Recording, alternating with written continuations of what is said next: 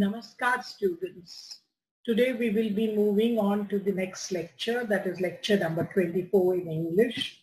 And we'll be moving on. We have finished the schools of realism and liberalism. We are moving on to the third major school in the traditional theories.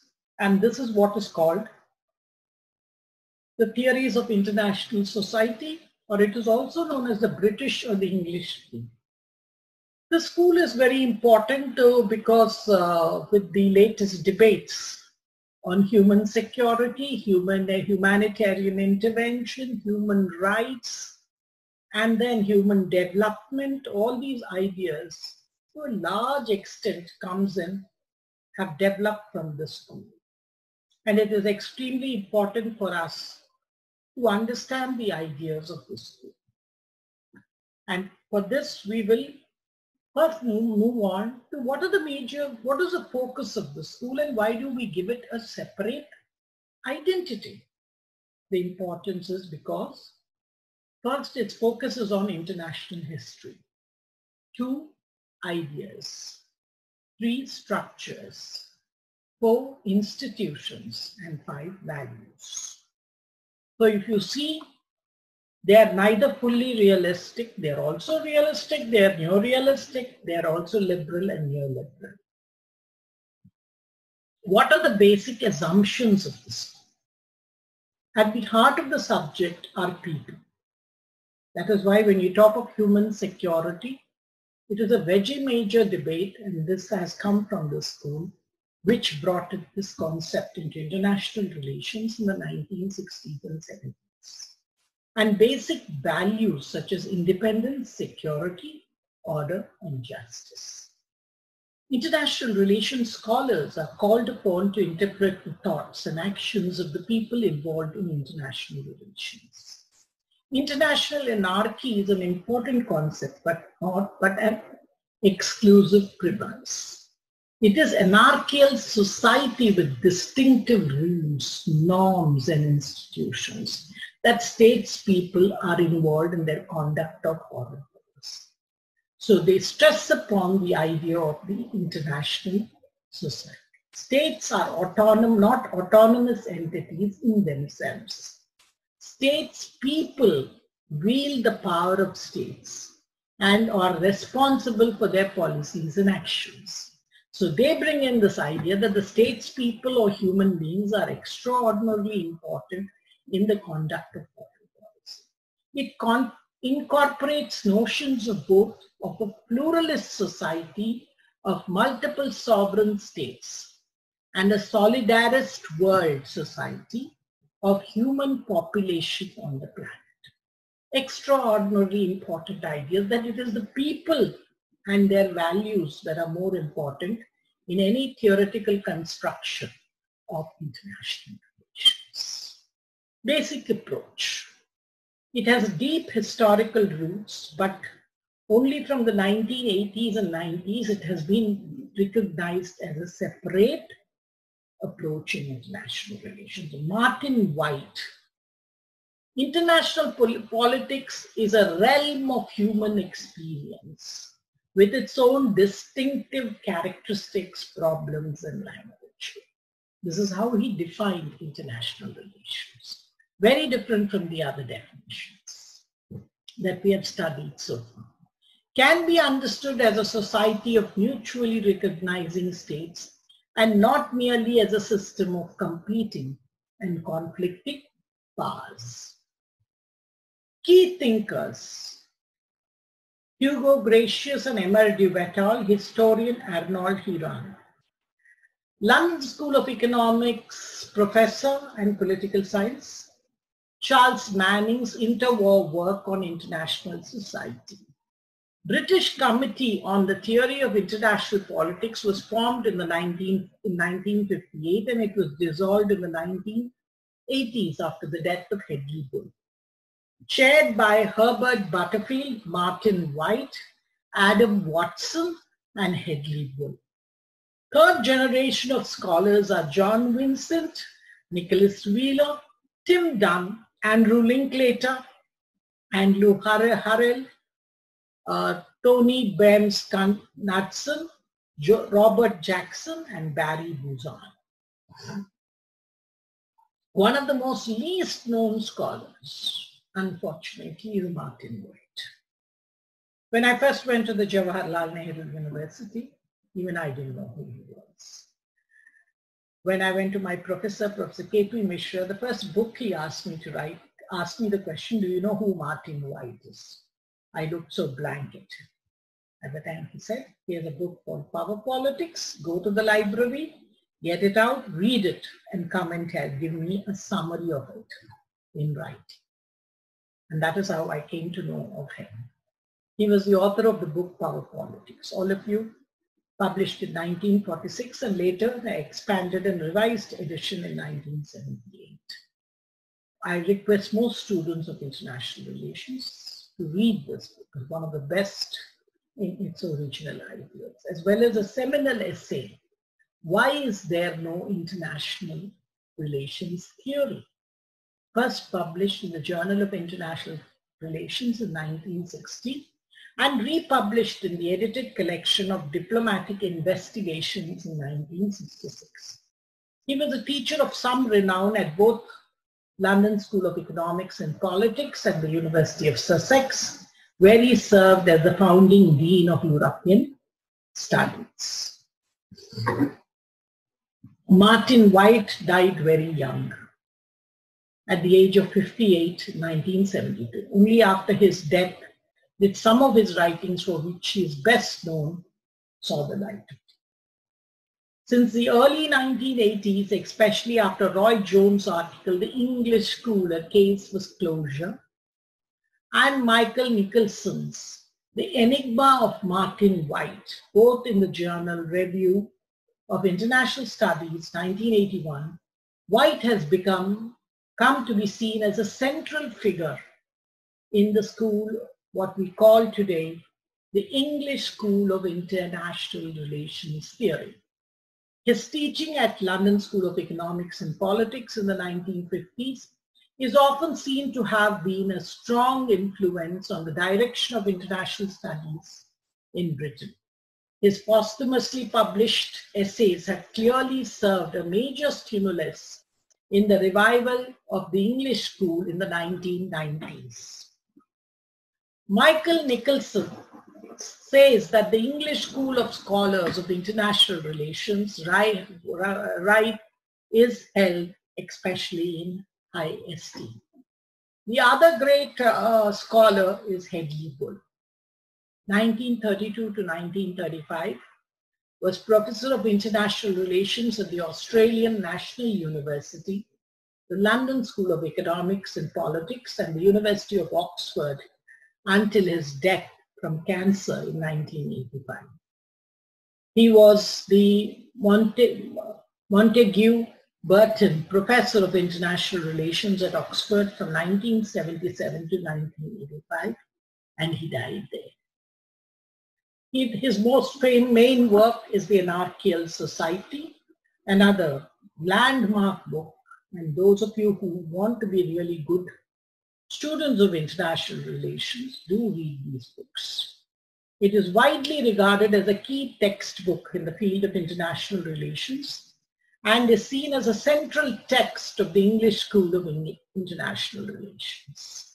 In this book, Hedley Bull argues that despite the anarchical character of the international arena, it is characterized by the formation of not only a system of states, but a society of states. His requirements for an entity to be called a state are that it must claim sovereignty over a group of people, a defined territory, and that it must have a government. Society of states. What do you mean by it? One, states form a system when they have a sufficient degree of interaction and impact on each other's decisions so as they behave, at least in some measure, as parts of a whole. A system of states can exist without it also being a society of states. Then what is a society of states? A society of states comes into existence when a group of states, conscious of certain common interests and common values, form a society in the sense that they conceive themselves to be bound by a common set of rules in their relations with one another and share in the working of common institutions. This is extraordinarily important when we try to work within what we call today the human rights debate. Whether human rights are universal or unique. India accepts them to be universal, but China thinks it's very unique. So the question is, do we have common institutions which are ready to work for this? That's how the human security principle comes in, as well as other things that have come under the human security, the human development and other debates. Now, what is the other issue that Hedley Bull and Mack and White bring out from, which are very unique to this school? First is the possibilities of order. The society of states is in a way of finding to analyze and assess possibilities of order in world politics. He continues his argument by engaging with the concept of order in social life and the mechanisms of the balance of power, international law, diplomacy, war, and the great powers' central roles. He finally concludes that despite the existence of possible alternative forms of organizations, the state system is our best chance of achieving order in world politics. It is also a part of the classical school. Why? Why do we put it under traditional theories? It derives most of its ideas from philosophy, history, and law. So very interdisciplinary. And it is characterized above all by explicit reliance upon the exercise of judgment. That is where most of you see foreign policy ideas come in. Why exercise of judgment? Where can you exercise your judgment? It is in foreign policy. Sometimes presents difficult moral choices to the states involved. Choices between rival political values and goals. Choices that may involve the use of armed force and may therefore bring about physical destruction and human suffering for the people who are caught up to it. Now, traditional approach, because it seeks to avoid the stark choice between state egoism and conflict, and human goodwill and cooperation, presented by the debate between realism and liberalism. It is a middle path. It rejects classical realism's pessimistic view, Adam Watson's reason D, or reason of systems, the belief that it pays to make the system work.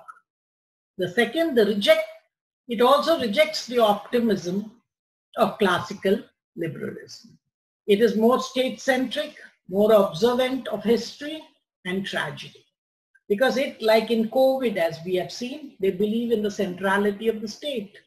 Even this new China virus or China plague or COVID, whatever you call it, has brought in the centrality of the state. The state has transformed its role. There is no receding of the state. The state becomes a very important actor. Emphasis on fundamental institutions of international society, sovereignty, diplomacy, and international law, great power management, balance of power, and war. Middle way, via media, international relations as a society of states in which the principal actors are statespeople who are specialized in the practice of statecraft. So it brings centrality to the people. What human security tells you, that people are more important than military security. You cannot have, if you don't have human security, you cannot have military security. So this has been one of the theoretical, this is schools. That was one of the first in the 60s, where the 50s, 60s and 70s to stress upon these ideas. Realm of international relations, formally anarchical but substantively orderly social environment. States are informed and affected by the rules and institutions of international society. IGOs, that is international governmental organizations, transnational corporations, and international non-governmental organizations are not completely independent of the states, because sovereign states collectively control all the territory of the planet. For example, today, we have made new rules on how foreign funding can come in.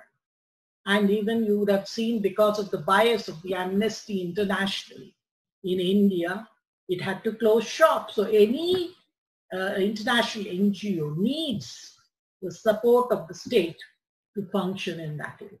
And this is very important in all parts of the world, not only in South Asia. Sovereign states to be foundation of world politics, system of states and society of states images. Now, what are the key arguments? They say in a society of states, it's human focused. Human beings are central to all analysis. Number two, it is interpretive. You can interpret different events indifferently. Third, it is normative. It's based on values, on norms. Fourth, it is historical and concrete. What are the key concepts? International politics is an understanding to be a special branch of politics and is lacking in hierarchical authority at the international level. There is no world government above sovereign states. The international sphere differs from the national, but there are still common interests, rules, institutions and organizations that are created and shared by states and which help to shape the relations of states. Today only we've already had the US Secretary of State already in India, and he has come here to sign very special bilateral treaties as well as the Quad. All of you know this is a new alliance that has been formed in the Indo-Pacific with India, Australia, Japan, and the United States. Yeah, it is to contain China. Especially China, the way it acted during the COVID or the China plague or the China virus crisis has greatly, made several countries of the world lose their confidence in China becoming the world's hub for all supply chains. Many countries are breaking it and trying to become self-reliant. And one of the programs in the present US elections by President Trump and his Republican Party has been that we have to get free of China or our dependence on China and make America the #1 manufacturing hub in the world. So then you have Hedley Bull, who do a distinction between international system and international society. This is a very important distinction, and that is how all your studies on human rights, human security, human trafficking, human development have come about. Martin White's 3 models. Now let us see what of Martin White's theory that is very important for us. He breaks up international relations ideas into 3 schools: realism, rationalism, and revolutionism. Realism views states as power agencies that pursue their own interests. That is 2 important instruments, that is power and power seen as interest. Second, it thus conceives of international relations solely as instrumental relations devoid of morality or law. It totally removes the use of morals and morality and ethics in international relations. Realists are like Machiavelli and Hobbes. Rationalism. It views states as legal organizations that operate in accordance with international law and diplomatic practice. It thus conceives international relations as a rule governed based on mutually recognized authority of sovereign states. Rationalist view of Hugo Grotius. What is revolutionism? This concept downplays the importance of states and places the emphasis on human beings. It says that the states are not the only actors, they are not, but human beings are as important as the states. Second, humans are seen to compose a primordial world community. This is very essential for this entire human security, human development approach that is, or a community of humankind that is more fundamental than the society of states. This is the revolutionist view of Immanuel Kant. Human activities with core values. Hedley Bull. See, this whole core values is most important to the human rights debate, which tells you there are certain inalienable rights that you have as a human being, which no state, nobody can take away from you. This freedom from want and freedom from fear. Hedley Bull gives special attention to international order, a path or disposition of international activity that sustains the basis goals of society of states. By international justice, he means the moral rules which confer rights and duties upon states and nations, such as the right to self-determination, to the right of non-intervention, and the right of all sovereign states to be treated on a basis of equality. John Vincent. State sovereignty and human rights, order and justice. The two values that they consider extremely important. On the one hand, states are supposed to respect each other's independence. That is the value of state sovereignty and non-intervention. On the other hand, international relations involve not only states, but also human beings who possess human rights, regardless of the state of which they happen to belong. You had the Universal Declaration of Human Rights in 1945, especially after the Second World War, where people were shocked by the atrocities that were created by the Nazi Germany on the genocide of a particular community, the way they were put in concentration camps and other things, the murder and the mass killings totally shocked the conscience of the world.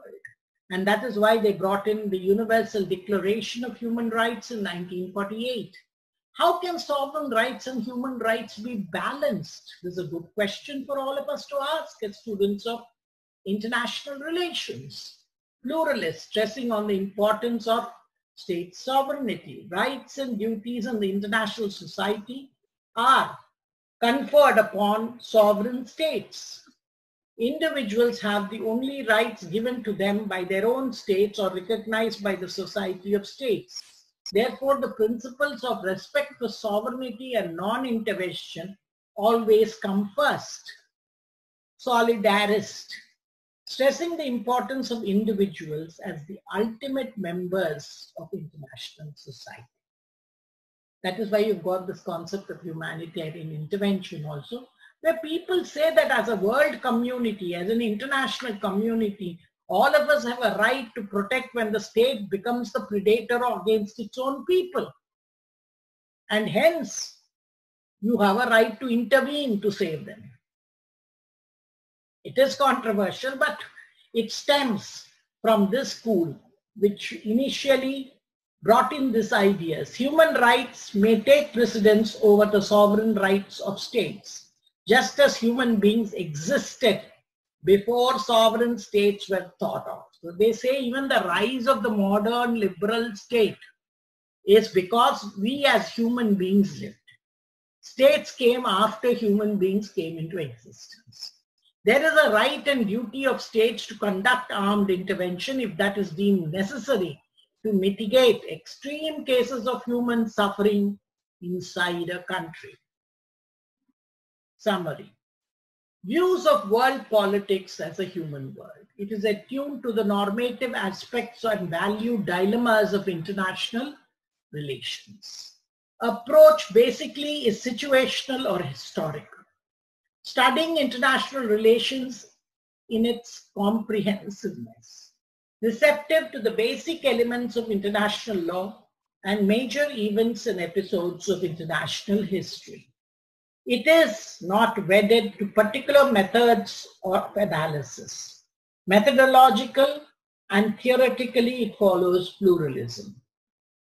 What are the core concepts of the school? First, human beings. Second, solitarism. Third, state sovereignty. Fourth, pluralism. Fifth, international structure.